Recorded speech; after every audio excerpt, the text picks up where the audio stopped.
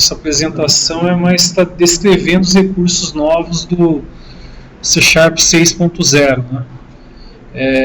Agora, há alguns dias já saiu a versão considerada definitiva, né, do Visual Studio 2015, e vocês vão estar vendo aí, embora não tenha nada muito drástico nessa versão nova, tem alguns recursos que podem ser úteis no dia a dia, né? O pessoal que começar a utilizar essa versão nova da linguagem, né?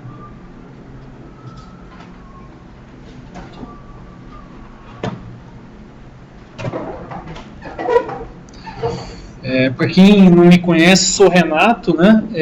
Eu já venho há algum tempo escrevendo artigos sobre .NET, e do ano passado para cá eu tenho ajudado aqui o pessoal do grupo, né, do Netcoders, né?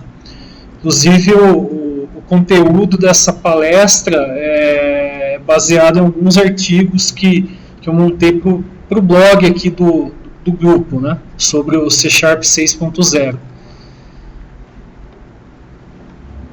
Aqui são os meus contatos, caso alguém queira me adicionar no Face, no LinkedIn. Tem um canal também que eu posto os artigos que eu escrevo, né? Eu deixei aqui também o link do Visual Studio Community 2015. Caso alguém não tenha baixado ainda e queira depois em casa tá fazendo download para testar os exemplos, né?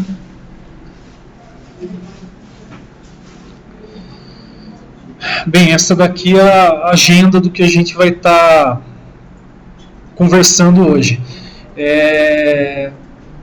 Eu vou citar alguns recursos novos do Visual Studio 2015, coisa bem rápida, mas assim, são detalhes voltados para a codificação mesmo. Tem Team Foundation, suporte a mobile, que mudou bastante coisa, mas o que eu vou estar abordando, na verdade, são algumas funcionalidades que não existiam e que muito provavelmente vão ajudar bastante no dia a dia, além dos recursos do C# 6.0. Dessa lista de recursos que eu citei aqui, tem um recurso novo, implementação de construtores sem parâmetros em struts. Isso foi removido da versão final do .NET Framework. Tinha nas versões anteriores até o começo do ano, e pelo que eu estava lendo recentemente, a mudança para suportar isso ia ser um pouco mais drástica na estrutura interna do framework. O pessoal, então, do time de desenvolvimento do .NET acabou optando por retirar isso para não comprometer e mesmo gerar erros de código legado, né? Sobre o Visual Studio 2015 e o C# 6.0. Essas novas versões, o desenvolvimento delas começou no ano passado. Inicialmente a Microsoft lançou o Visual Studio 14, que depois foi rebatizado para 2015. E agora em julho, se eu não me engano, acho que foi dia 20, né? A Microsoft disponibilizou a versão RTM, que já é considerado o release para utilização em ambiente de produção. O C# 6.0, como eu já comentei, ele tem alguns recursos novos, só que não é nada como em versões anteriores, tipo, quem já é mais antigo no contato com o .NET vai lembrar que quando saiu o Framework 3.5 veio o link às expressões lambdas.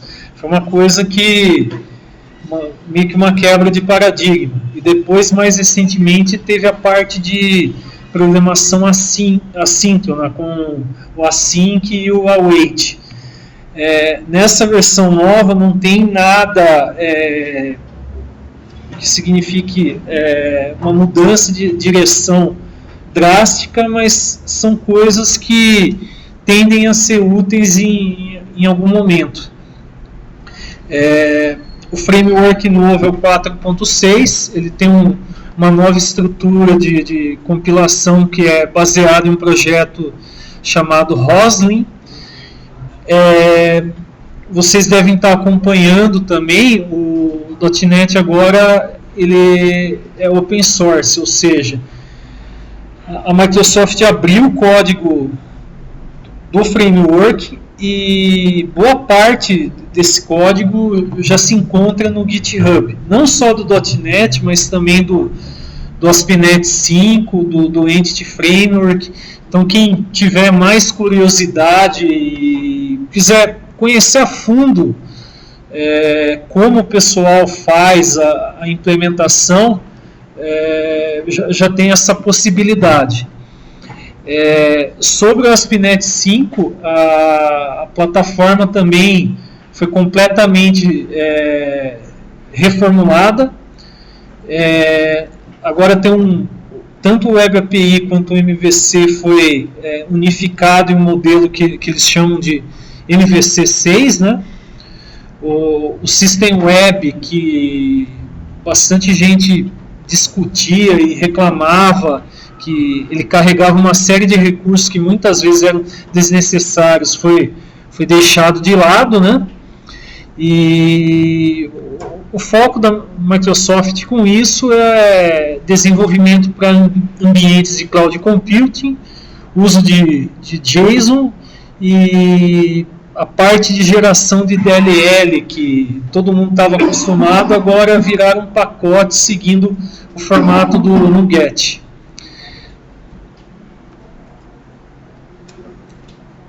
Aqui eu vou mostrar um dos primeiros atalhos do Visual Studio 2015 novo, do Visual Studio 2015. Se vocês notarem aqui, tem um símbolo de uma lâmpada aqui do lado, né? Que eles chamam de light bulb. Isso daí é um atalho que aparece enquanto você está codificando. Uma das utilidades dele seria com a declaração de namespace. Caso você crie uma classe que já vem com uma série de namespace e você não usa tudo isso, ele vai apresentar essa dica e vai falar para você se você deseja ou não estar removendo esses namespace. Às vezes você está desenvolvendo, fazendo teste, adiciona uma coisa, depois adiciona outra, e no final acaba ficando essa referência lá que não é utilizada. Então esse atalho seria útil para você rapidamente checar tudo que não está sendo utilizado e remover isso do seu código. Se vocês tiverem alguma dúvida, pode parar, daí a gente já aborda. O próximo recurso aqui, bastante gente vai acabar ficando feliz com isso, se não sabia ainda. A parte de debug de expressões lambda. Nas versões anteriores, se você tinha um objeto que era uma coleção, ele retornava para você muitos itens, de repente se você quisesse dar um where para filtrar esse conteúdo e trazer só as instâncias que interessavam, você não conseguia. Se você tentasse fazer isso, por exemplo, na janela Watch, ele ia dar um erro para você falando que não suporta expressões lambda. Agora, com o Visual Studio 2015, esse recurso também é suportado. Essa é uma coisa que era aguardada há um bom tempo, porque o link e o uso de expressões lambda vem desde o Visual Studio 2008 e precisou passar praticamente 4 releases do Visual Studio para realmente ter essa funcionalidade, né?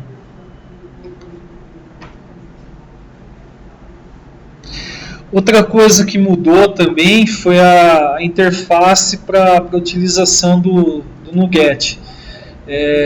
até o Visual Studio 2013, quando vocês iam mexer nos pacotes de uma solução,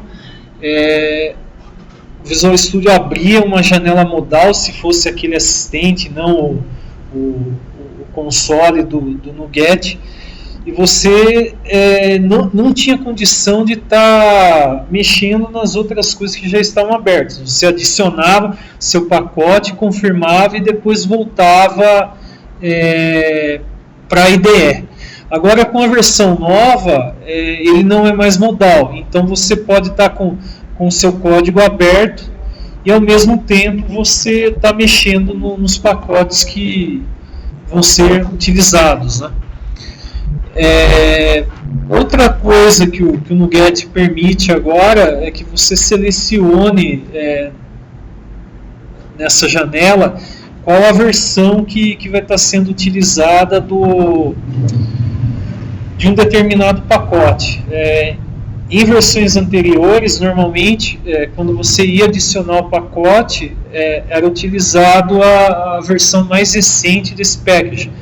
Tinha até a opção de você selecionar o estável, ou então pegar o último mesmo, que não era garantido estar estabilizado. Agora ele lista todas as versões que se encontram disponíveis no repositório do NuGet. Você tem a condição de estar selecionando aquela que mais se adequa à sua necessidade. Tem algumas coisas a mais agora com o NuGet, que são funcionalidades para resolver conflito de diferentes versões. Às vezes você tem uma solução com uma série de projetos. Isso acontece bastante em empresa. Tem uma parte web, tem uma parte de Windows Service, tem uma parte de web service, e diferentes profissionais acabam trabalhando em uma no momento, enquanto outra pessoa está dando manutenção em outra parte desse projeto. Acontecia muito nesses casos de uma pessoa adicionar uma versão e o outro cara lá do lado, sem saber, está utilizando um release mais recente de uma biblioteca. Então agora o NuGet já tem condição também de estar resolvendo esse tipo de conflito. Aqui eu coloquei um print, né, no Visual Studio. Se vocês notarem, aqui está selecionado o Entity Framework. Aqui ele tem opções para configurar o package que vai ser utilizado. Tem esse combo aqui, inclusive, da versão. Aqui no próximo slide eu até cliquei aqui para listar tudo que está disponível para uso do Entity Framework. Então é uma coisa que agora já está mais flexível e foi feito pensando em tornar mais simplificado o trabalho de quem desenvolve, né? Bem, de Visual Studio, assim, que eu vejo assim, relacionado à codificação, esses recursos aqui são coisas que muito provavelmente todo mundo vai ter contato. Tem outras novidades, mas assim, são coisas mais específicas e com certeza vocês estão acompanhando, e conforme surge a necessidade, o pessoal vai correr atrás e vai se inteirar mais sobre isso, né? Começar agora com a parte de C# 6 propriamente dita, né? O primeiro recurso que eu vou estar apresentando aqui é o Using Static. Que acontece? Vocês já devem ter utilizado classes como Convert ou Math, seja para fazer conversão de valores de um tipo para outro, ou para fazer algum cálculo matemático. Essas classes auxiliares que o pessoal chama de helpers, né? Elas normalmente elas têm métodos estáticos, que você não vai ter um objeto e ter a necessidade de manter um estado. funcionalidade bem específica que você vai chamar num determinado momento só para retornar um valor. Então, esses métodos e a própria classe, eles são definidos como estáticos, e quando você codifica isso, você pode ter uma série de chamadas em que você vai ter o tipo estático e do lado já chamando um método pertencente a ele. Esse trecho de código aqui está bem resumido, mas se vocês pegarem uma classe um pouco mais complexa, vai ter muita repetição, do tipo chamando toda hora a classe console, chamando toda hora a classe convert, ou chamando toda hora a classe math. Com o using static, qual é a ideia? Vocês declaram isso de uma maneira semelhante àquela que é dos namespaces, usando o using, só que daí vocês vão colocar using static e o nome do tipo que vai estar sendo utilizado. Ao invés de você chamar toda hora convert to int 32 ou convert to double, vocês podem direto chamar o to double e o to int 32, como se fosse um método da classe que vocês estão modificando. Mas assim, não é. O compilador e a própria IDE entende que isso é de um tipo externo àquela classe, só que é um atalho para vocês escreverem um código mais enxuto, né? Aqui eu coloquei um print, está um pouco apagado, mas o que acontece? Aqui eu estou chamando esse método que faz calcula a potência, né? Ao invés de colocar math.nome do método, eu simplesmente chamei o método. Ele entende aqui em cima que isso daqui é uma funcionalidade que vem da classe math. Claro, quando vocês declararem um tipo, vocês precisam colocar o namespace completo mais o tipo. E isso é uma exigência do framework. Aqui está o exemplo dessa listagem de código. O using static system math, e aqui embaixo destacado as chamadas, tipo, o primeiro método calcula a raiz quadrada e os outros faz a exponenciação. Nas versões anteriores do C# 6, logo no início, era só using e o método. O método não, desculpe, o tipo. Nos releases finais, para não ter confusão entre namespace e classe estática, o pessoal optou por utilizar para classes o using static, para ter justamente essa diferenciação, né? Aqui tem o resultado aqui desse programa de testes. Alguma dúvida?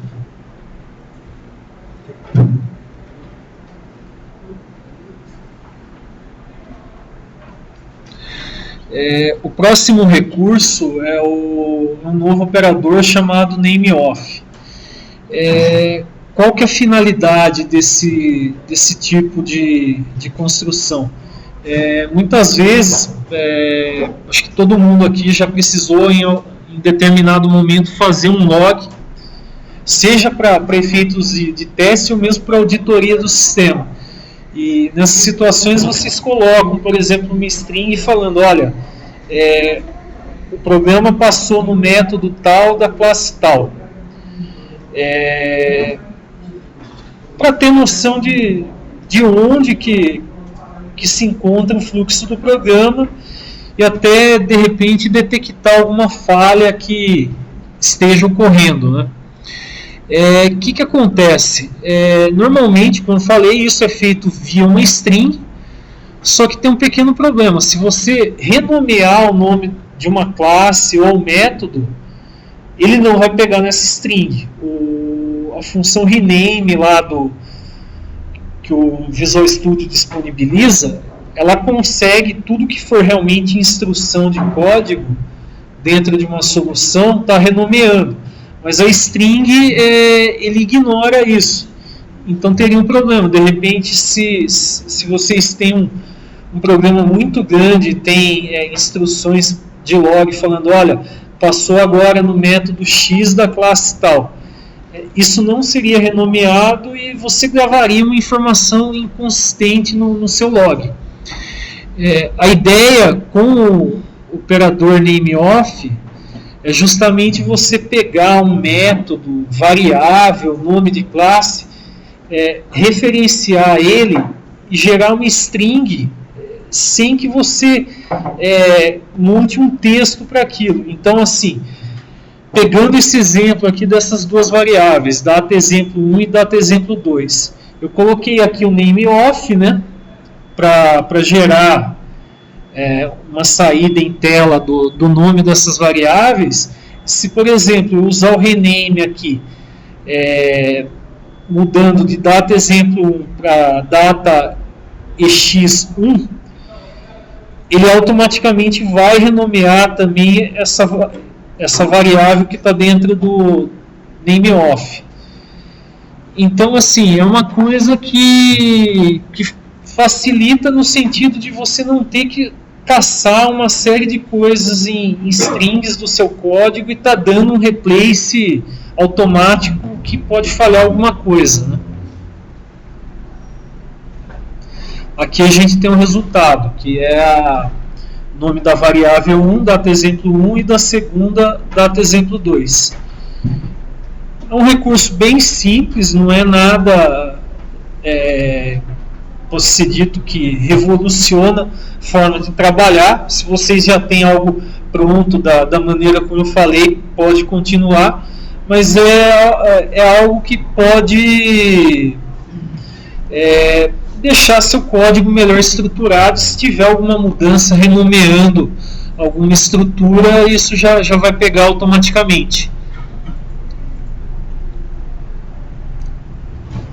O próximo recurso, Auto Property Initializers, o que seria isso?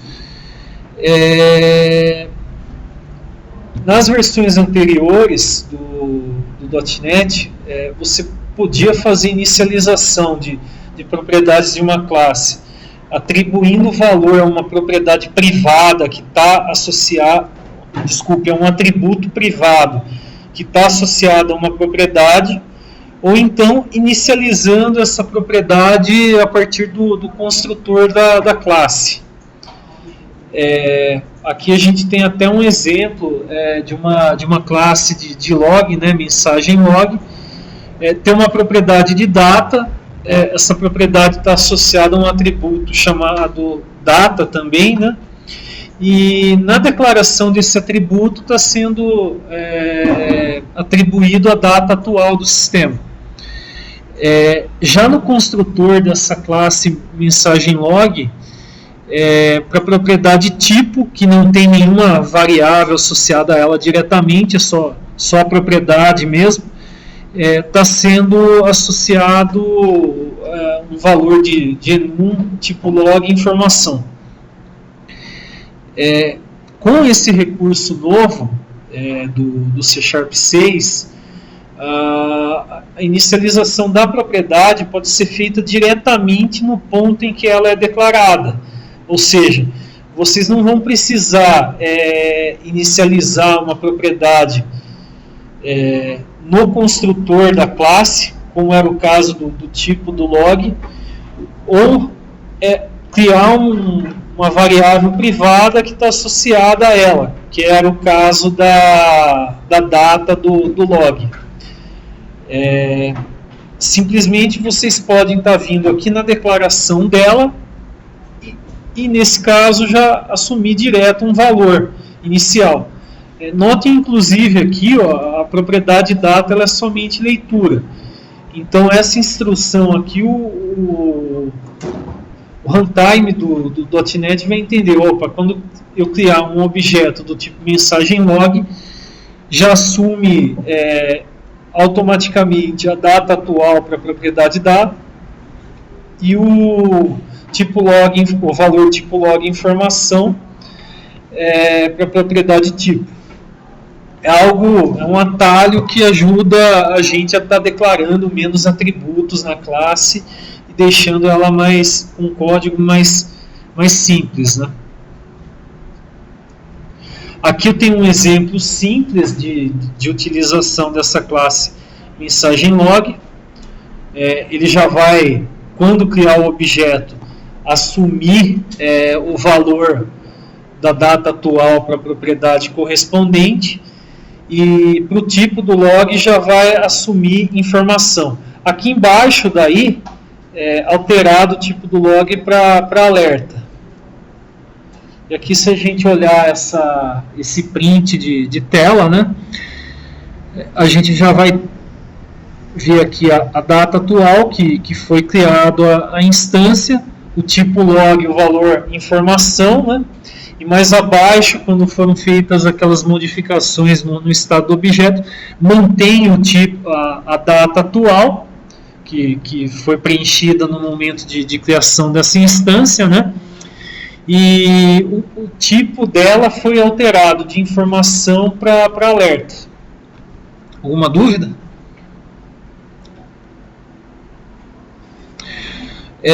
Outro recurso associado a isso que a gente acabou de ver seria a possibilidade de inicializar uma propriedade somente leitura a partir do construtor de uma classe.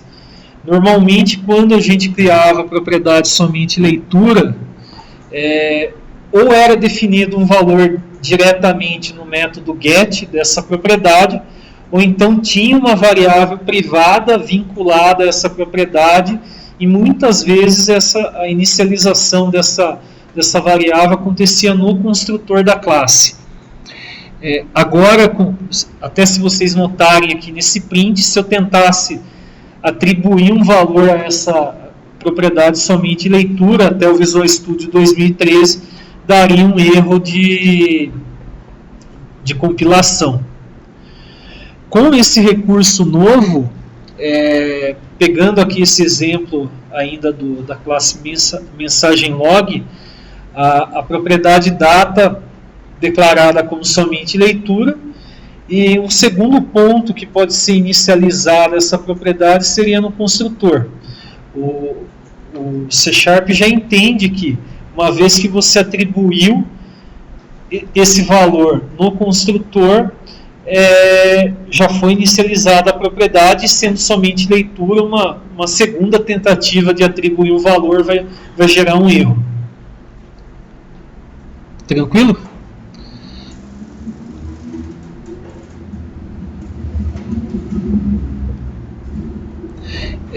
O próximo recurso que a gente vai estar vendo são os Expression Body Members.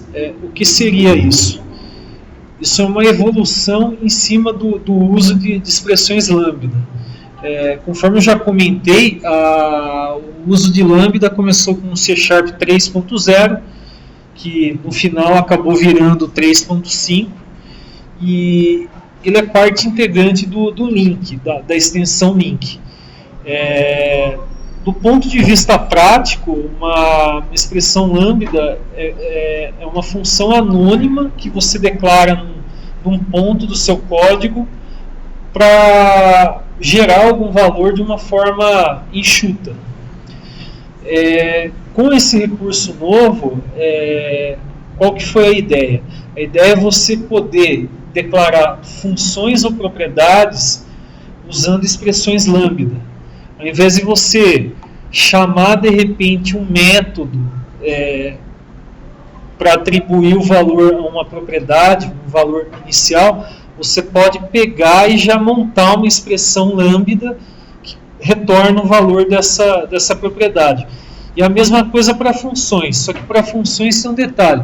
Se vocês tiverem uma função bem simples que faz um processamento retornando uma única linha de código, tipo um return com uma instrução e que pega de outras variáveis declaradas na classe, ao invés de vocês montarem a função convencional com as chaves essa única linha de código, vocês podem usar uma expressão lambda que já simplifica e faz tudo isso em uma única linha de código.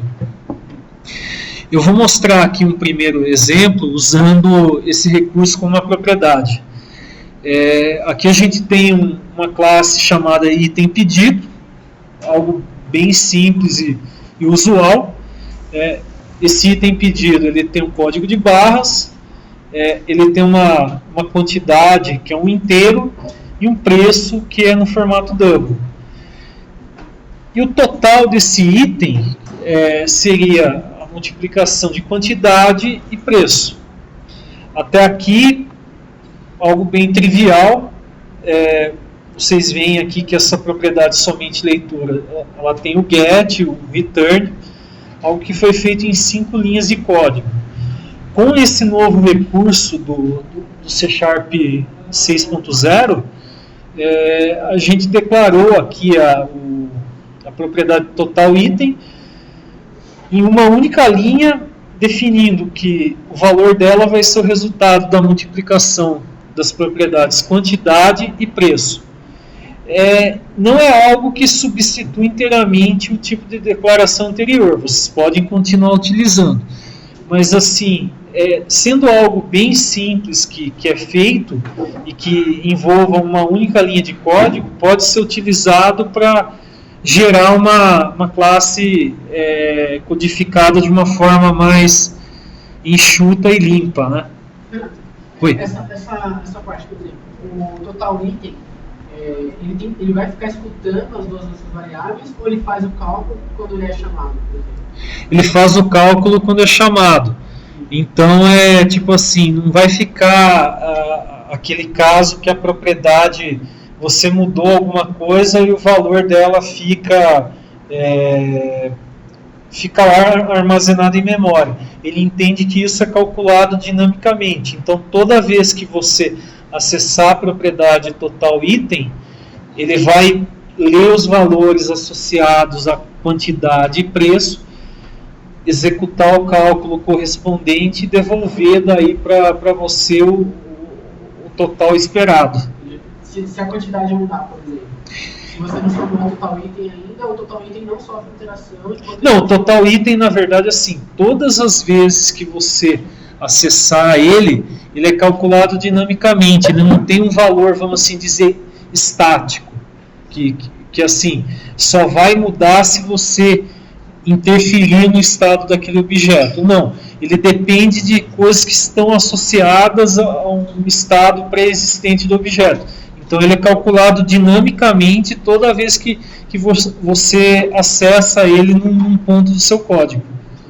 Tipo, não vai ficar assim do tipo, eu não acessei o total item, mas se eu observar ele via debug, ele vai estar com um valor antigo. Não.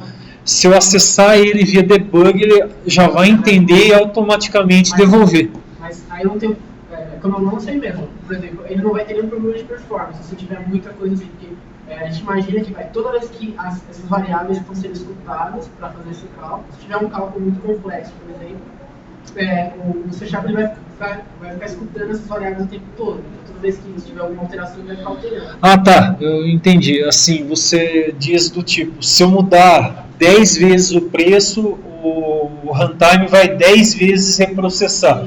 Não, ele faz isso pontualmente. Até para evitar que fique toda hora reprocessando isso, né? Claro, se você tiver em modo debug, que normalmente ele carrega todas as propriedades, ele vai fazer isso toda hora, mas assim, supondo que seja executando esse código num cenário real, ele só vai estar fazendo a revalidação desse valor quando for acessado num determinado ponto.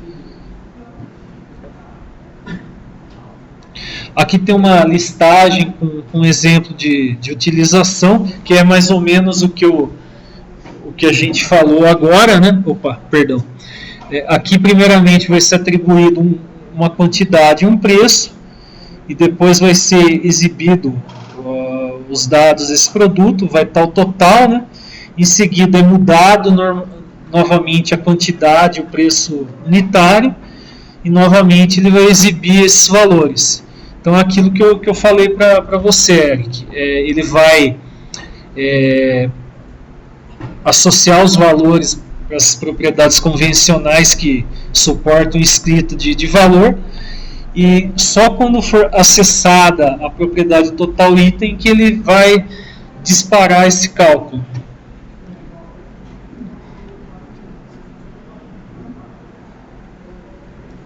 Aqui já é um outro exemplo envolvendo o uso de um método. Como eu já comentei, pegando essa situação de uma função que tem uma única linha de código, pelo menos a gente vai chegar a 4 linhas. Uma que tem a declaração do método, a parte dos colchetes abrindo e fechando o corpo desse método, e o return daí executando alguma ação. Com esse novo recurso, que vai estar acontecendo? A gente simplesmente mantém a declaração do método, não muda nada, só que ao invés de usar chave e o return, a gente simplesmente monta uma expressão lambda, pegando o nome aqui da cidade e concatenando com o estado. É um recurso simples, não tem maiores dificuldades para implementar, e como eu já falei, é algo que ajuda seu código a ficar um pouco mais simples e menos extenso. Aqui a gente tem um exemplo daí de utilização dessa classe cidade. Aqui no final é exibido, é chamado console writeLine, passando o objeto cidade. O método toString, quando a gente faz essa instrução, vai ser acionado automaticamente pelo compilador, né? E aqui ele vai passar daí São Paulo -SP para a gente.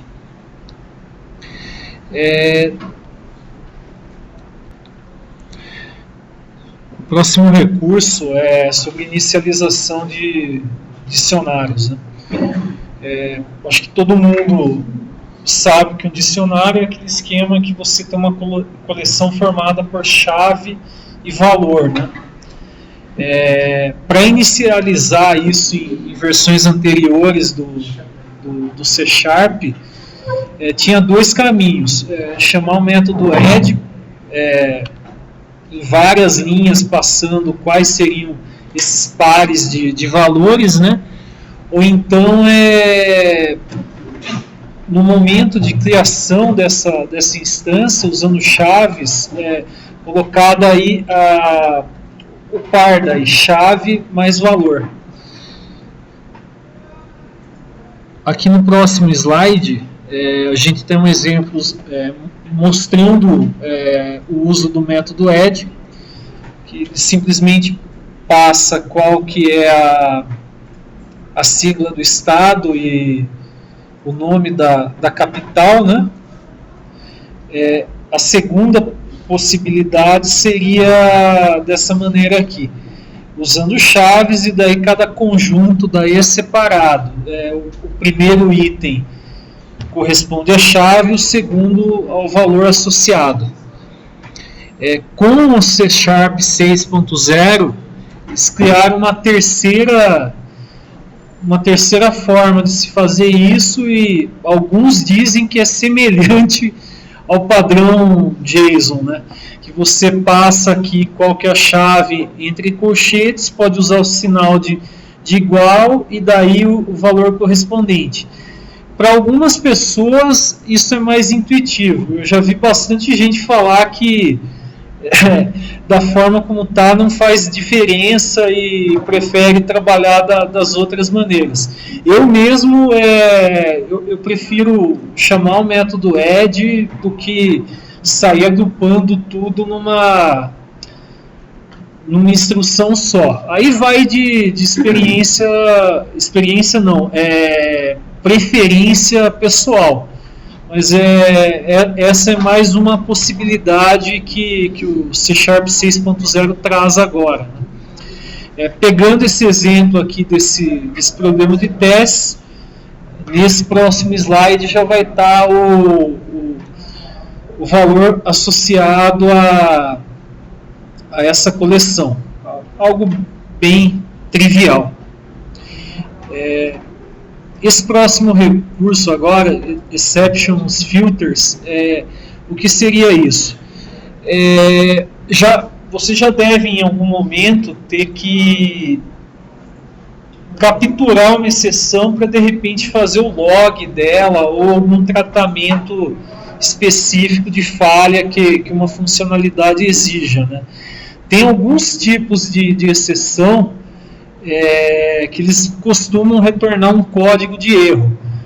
Um caso disso é aquela classe SQL Exception, que qualquer tipo de erro do SQL Server é registrado lá. Só que o que acontece? Essa classe ela tem faixas de valores. Eu não lembro exatamente quais seriam essas faixas, mas tem de tal a tal valor um erro crítico, depois numa outra faixa, sei lá, seriam erros de sintaxe do comando e assim por diante. Se vocês forem de repente criar uma rotina para tratar esses tipos de erro que estão associados a um único tipo de exceção, vocês teriam que, além de capturar essa exceção, filtrar algum valor adicional que é fornecido por ela. Nesse exemplo aqui do slide, tem a classe TestException. Ela tem uma propriedade que chama nível de severidade. Então, se o nível de severidade for 1, é considerado baixo, menor ou igual a 3 seria 2 e 3 moderado, e acima disso, nível de severidade alto. O que aconteceria então nas versões anteriores? Você iria capturar essa exceção e daí, através de uma série de ifs, fazer as checagens necessárias e os processamentos específicos para cada faixa de valor. Aqui nesse próximo slide a gente tem a implementação da classe TestException. Ela deriva de Exception, que é a estrutura básica, e tem aqui essa propriedade de nível de severidade. Aqui, só para efeitos de simulação, eu gero o nível de severidade de forma randômica, só para testar. O que muda com o C# 6.0? Ao invés de sair escrevendo aquele monte de if dentro de uma cláusula cat, você pode criar um cat para cada tipo de situação. Então, o que aconteceria? Vocês colocariam um cat, o tipo de exceção, o em, a condição que é para ser tratada. Caso não seja necessário, você pode usar o cat da forma convencional. Mas isso é um complemento, e se vocês pararem para pensar, fica bem mais intuitivo um código que tem vários cats, que você sabe que, esse bloco é para o tipo de situação A, esse bloco é para o tipo de situação B, e assim por diante, do que você ter um único bloco com um monte de if e checando, se for isso, faz tal coisa. Se acontecer uma segunda situação, aciona outro método, e assim por diante. Foi uma forma de oferecer uma solução mais elegante para o tratamento de erros, né? Se vocês repararem nessa listagem, tem esses trechos comentados que está cat, TestException e if. O que seria isso? Nas versões anteriores do C# 6, nas versões iniciais, na verdade, não tinha a palavra-chave when ainda. Então isso era feito com if. Como a ideia desse recurso novo foi justamente evitar que se escreva um monte de if, o pessoal achou por bem rebatizar e utilizar o when, que daí já tem uma certa diferenciação com o tipo de implementação antigo e fica mais intuitivo o entendimento disso, né? Aqui a gente tem um exemplo, né, de rodando esse programa de testes, ele vai capturar e vai direcionar para o tratamento esperado com base no nível de severidade. Tranquilo? O próximo recurso que a gente vai ver agora é o String Interpolation. Uma coisa que já deve ter acontecido aqui com bastante gente, às vezes você tem que concatenar alguma informação e isso se estender por várias linhas de código. Então tem várias maneiras de se fazer isso. A maneira mais simples é simplesmente você sair concatenando tudo, convertendo valor também, se esse for o caso. Uma maneira um pouco mais elegante seria usando métodos tipo format da classe string, ou em métodos que suportam isso, como write e writeLine, usar os placeholders, que são aqueles índices numéricos que você coloca entre chaves. Então, assim, são coringas que você coloca na sua string, e o método que você chama para tratar essa string, normalmente ele vai suportar uma lista de valores em que cada valor corresponde a uma posição. Isso funciona? Funciona bem. Só que qual que é o porém disso? Se você tiver que inserir um parâmetro no meio daquela sequência de valores que você já está tratando, você vai ter que manualmente alterar vários índices nessa string. Se for algo curto, tranquilo, mas se for algo um pouco mais extenso, já vai dar trabalho e vai exigir que você saia modificando tudo. Se não modificar, muito provavelmente vai produzir um valor incorreto. Aqui a gente tem um exemplo para escrever a mensagem de São Paulo, dia tal, do mês tal, do ano tal e o horário correspondente. Notem que tem 3 placeholders aqui. O primeiro vai o dia, o segundo o nome do mês, o terceiro o ano, e no quarto vai estar a hora atual. Quando você usa o placeholder, você tem a opção adicional de colocar o formato que vai ser empregado para gerar a apresentação desse valor. Então, o que acontece? Aqui a gente colocou essa máscara para formatação de horário. Se a gente tiver que incluir uma nova informação, que seria o nome do dia da semana, no começo, ia exigir então que todas as posições que já tinham sido inclusas lá na nossa string fossem modificadas também. Como eu disse, se for algo um pouco mais extenso, vai ser chato e vai ser um serviço propenso a erro, né? Se você não prestar a devida atenção, pode ser que fique alguma coisa com o índice errado e quando gerar o resultado final não esteja dentro do esperado. O que seria então string interpolation? Ao invés de vocês utilizarem um placeholder no meio de uma string, esse recurso permite que vocês referenciem diretamente nessa string a variável. À primeira vista, se vocês pararem para pensar, vão falar, bem, se eu colocar a variável no texto da string, tipo data atual, ele vai imprimir, na verdade, o texto data atual e não o conteúdo dessa string. Como então que esse recurso funciona? Quando vocês colocarem $, no início de uma string, e entre chaves, abrir e fechar chaves, o compilador do .NET já vai compreender que o que tiver entre chaves é uma variável, uma expressão que tem que ser validada para produzir um valor. A ideia é justamente dispensar o uso do método format da classe string e junto com isso os placeholders. Se a gente pegar aqui esse exemplo e notar aqui, vai estar São Paulo, daí já... As strings elas estão aqui iniciadas pelo cifrão, né?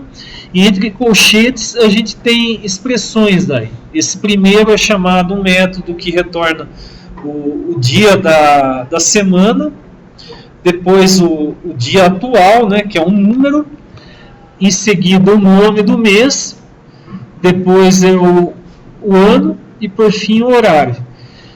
Se a gente olhar no IntelliSense, ele já tem o suporte também a string interpolation. Então, se no meio de uma string vocês abrirem e fechar a chave e sair digitando uma expressão ou selecionando uma variável, o IntelliSense já vai oferecer o suporte dele para autocomplete.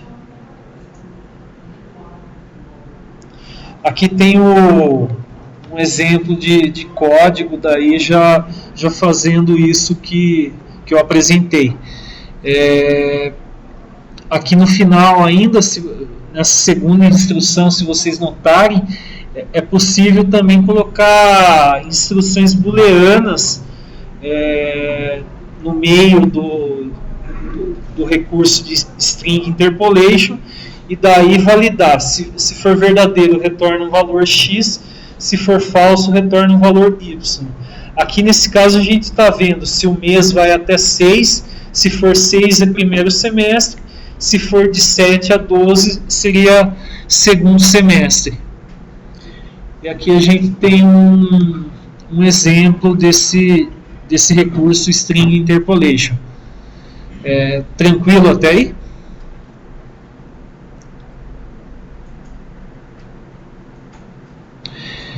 A próxima funcionalidade nova já envolve a parte de programação assíncrona.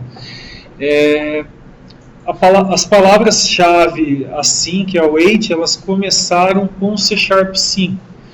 A Microsoft introduziu nessa versão do framework um mecanismo novo de programação assíncrona, baseado em classes como task ou parallel. Isso é bastante utilizado em aplicativos para Windows mesmo, ou voltado para celular, em que você pode estar processando alguma coisa em background e ao mesmo tempo o usuário interagindo com a interface do aplicativo. Só que, embora tenha sido um grande avanço o lançamento desse novo recurso na época, ele tinha algumas limitações. A principal limitação era que em blocos cat e finally vocês não podiam chamar uma operação assíncrona. Se tentasse fazer isso, o compilador ia retornar um erro e a sua classe nem compilada seria. Aqui a gente tem um exemplo disso no Visual Studio 2013. Eu estou tentando chamar aqui duas operações assíncronas, uma no método no bloco cat, desculpe, e a outra no bloco finally. Aqui automaticamente o Visual Studio já acusa que isso é uma operação inválida e não pode ser feito dessa maneira. Com o C# 6 foi dado agora o suporte a esse tipo de recurso. Então, se de repente vocês têm alguma operação assíncrona para preencher log, ou mesmo algo que vai fazer o tratamento sempre, independente de ter erro ou não, e vai no bloco finally, vocês podem estar utilizando o await para invocar esses métodos, né? Tranquilo? O próximo recurso aqui é o Null Conditional Operator. Todo mundo manipulando objetos já deve em algum momento ter escrito uma série de checagens no código testando, o objeto está nulo? Não, beleza. Se esse objeto está nulo, não está nulo, a propriedade X desse objeto está preenchida, sim ou não?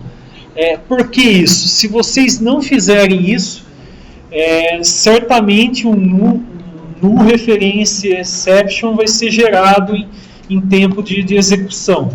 E isso é um tipo de erro comum e que está associado com desatenção ou muitas vezes um serviço que foi feito pela metade. De repente vocês pegam um código legado de alguém lá, o cara começou uma funcionalidade, por algum motivo não deu continuidade a esse trabalho e ficou um serviço pela metade. Vocês vão fazer um teste, daí você descobre que a pessoa nem validou aquilo e está dando erro porque tem um objeto que a aplicação espera e que está vindo nulo, né? Como isso é resolvido atualmente? Não, pelo menos antes do C# 6. A única maneira de se fazer isso era escrevendo if, e muitas vezes tem um if, embaixo um outro if relacionado, e vai virando uma bola de neve. Com esse recurso novo do C# 6, o que é possível fazer? Você associa o símbolo de interrogação a uma referência, que pode ser uma propriedade, uma variável, um atributo de classe, ou mesmo um método que retorna um valor, e substitui assim o uso de if. Então, o que aconteceria? Pegando esse primeiro exemplo aqui, que retorna o nome de variável, se a instância não for nula. Se a instância for nula, ele vai retornar daí o valor default que é nulo. Ou seja, ele não vai gerar um erro quando a gente tentar acessar a propriedade fullName para uma referência que está preenchido como nulo. Ele simplesmente vai considerar que o valor retornado por essa expressão é nulo. A mesma coisa acontece caso seja invocado um método. Aqui eu estou testando nesse segundo trecho de código se o diretório está nulo com interrogação. Depois eu pego aqui o retorno para determinar se essa coleção que foi retornada por getDirectories contém itens ou não. Caso não contenha, da maneira antiga, eu saberia que foi retornado null pela expressão, então não posso acessar a propriedade fullName. Agora, com esse operador novo, eu posso incluir a propriedade fullName, e caso algum desses pontos retorne um valor nulo, ele simplesmente vai validar a expressão e considerar que não tinha nada. Se realmente estiver preenchido, vai retornar o valor correspondente. Tranquilo quanto a isso? Aqui está o retorno dessa listagem de testes. Se a gente pegar aqui o primeiro caso, foi passado o diretório seu Windows, depois um diretório do IS Express e por último nulo. Se vocês observarem aqui o print dessa aplicação de testes, o que vai acontecer? No primeiro caso, ele tinha um subdiretório, então exibiu qual que é o nome desse primeiro subdiretório. No segundo caso, a instância era nula, então ele fez o tratamento e falou que não foi encontrado, sem a necessidade de escrever uma série de ifs. E no terceiro caso, que foi... Opa! Vou aumentar os zooms, né? Tá, deixa eu só... Beleza aí? Mantém o slide mesmo no código. Tá, deixa eu voltar aqui.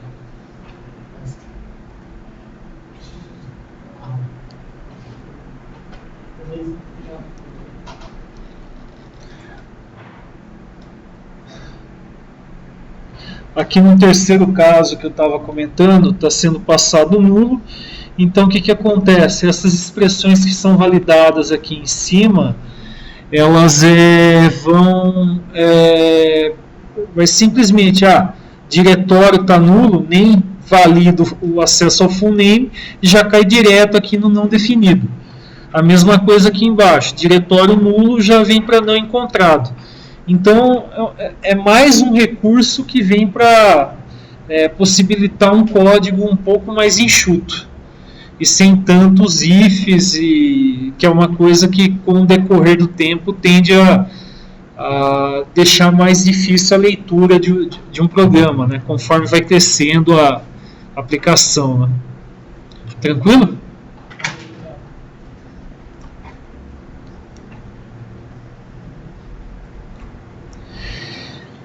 Ainda sobre essa parte do Null Conditional Operator, tem a parte envolvendo delegates. Delegates é um tipo de recurso que é utilizado na programação orientada a eventos. Se vocês repararem, principalmente quem já trabalhou um pouco com Windows Forms, WPF ou mesmo Web Forms, quando você seleciona um evento e pede para criar o corpo dele via janela Properties, ele já sabe e já monta isso numa estrutura que normalmente vem um sender e ele recebe como parâmetro alguma coisa baseada no tipo Event Args. Deixa eu até ampliar aqui. Aqui a gente tem um exemplo, então, de como seria a declaração de um evento. O evento ele é um delegate. Delegate, vamos assim dizer, seria o esqueleto de um método a ser implementado por uma classe. Ele recebe aqui o sender e aqui um objeto EventArgs que pode ter informações adicionais. Aqui nesse exemplo a gente está simulando uma classe de cotação de moeda, e a cada atualização de moeda a gente poderia logar isso ou mesmo exibir uma mensagem em tela que a cotação foi atualizada. Né? Até aí tranquilo?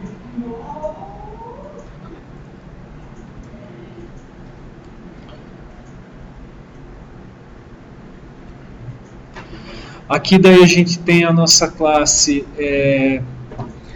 cotação moeda, as propriedades, nome da moeda, símbolo, data de cotação, tem a data de última atualização dessa moeda, aqui a propriedade valor cotação. Aí o que acontece aqui? A gente declarou aqui embaixo um evento chamado atualização cotação, que é baseado no delegate mostrado no slide anterior, o atualização cotação handler. Aqui o que acontece? Quando é setado o valor dessa propriedade, é verificado se tem alguma coisa associada ao evento atualização cotação. Se esse conteúdo for diferente de null, é chamado então esse evento que teria sido configurado em alguma classe que dependa desse tipo cotação moeda que a gente implementou aqui.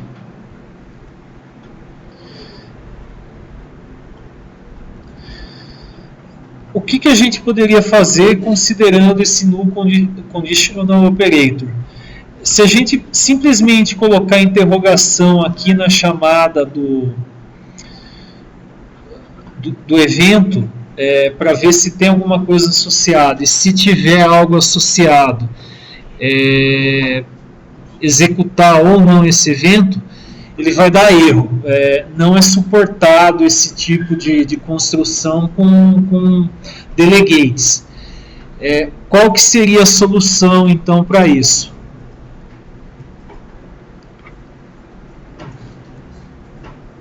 A solução passa por utilizar esse método invoke. Na verdade, esse método invoke, se a gente voltar para aquela classe de cotação moeda, não tem nada declarado com esse nome lá. se a gente reparar bem. Isso é um recurso que o pessoal do C# 6 disponibilizou para possibilitar o uso desse operador para nulos com delegates. Então, assim, se vocês pegarem o evento, colocar interrogação e invoke, ele já vai entender que se não tiver o evento associado, não faz nada. Se tiver, daí a chamada ao invoke já vai acionar o evento que foi declarado em algum ponto da aplicação.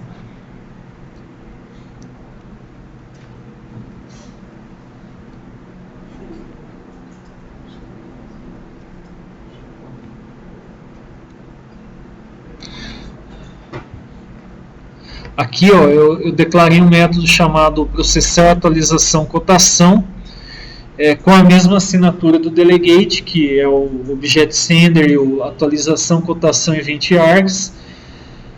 Aqui eu pego nesse event args as informações que foram passadas pela classe que faz esse tratamento. No caso, cotação moeda. Aqui no método main, o que vai acontecer? Eu vou associar o evento atualização cotação desse objeto cotação, o método processar atualização. Eu faço uma primeira atribuição de valor a essa propriedade, depois atualizo novamente o valor da cotação.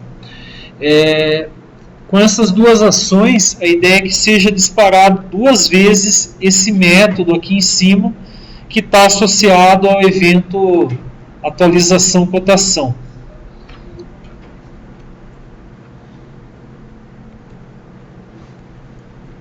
Se vocês repararem, tem um intervalo de 3 segundos aqui das atualizações, e aqui a gente tem o primeiro valor e o segundo.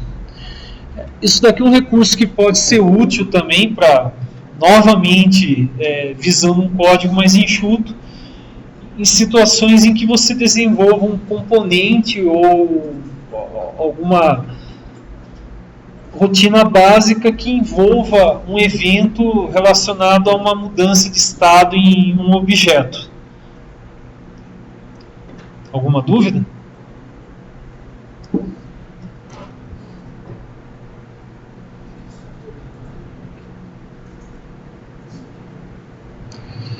Bem, esse era o último recurso que tinha para apresentar hoje. Eu disponibilizei, está até aqui nos slides, essas aplicações de teste aqui, caso vocês queiram rodar pelo Visual Studio 2015 e checar daí cada exemplo que foi passado. Como eu comentei já várias vezes ao longo da palestra, não tem nada assim do tipo um recurso novo que represente uma quebra de paradigma. Boa parte dos recursos das novidades mais pesadas do .NET, elas vêm com o ASP.NET 5. O C# 6, na verdade, trouxe algumas melhorias, como eu falei, visando simplificar o código-fonte. Mas não é nada que exija você abandonar velhos hábitos. São possibilidades para você tentar escrever um código mais limpo e que exija menos instruções, né? Aqui tem as referências que utilizei, como eu comentei, os artigos que foram feitos sobre C# 6.0 pelo blog aqui do grupo, né? Tá aqui também um link com os exemplos da apresentação. Gostaria de agradecer a presença de todos, né? Sábado é um dia meio chato à tarde para estar fazendo curso ou mesmo participando de uma palestra, né? Espero que todo mundo tenha gostado e na próxima semana a ideia é estar falando sobre ASP.NET 5. Não sei se do pessoal que está aqui alguém se inscreveu também. Vai ter uma palestra daí que que eu vou estar abordando os novos recursos da parte web. Beleza? Quem não se inscreveu também, não pode vir também.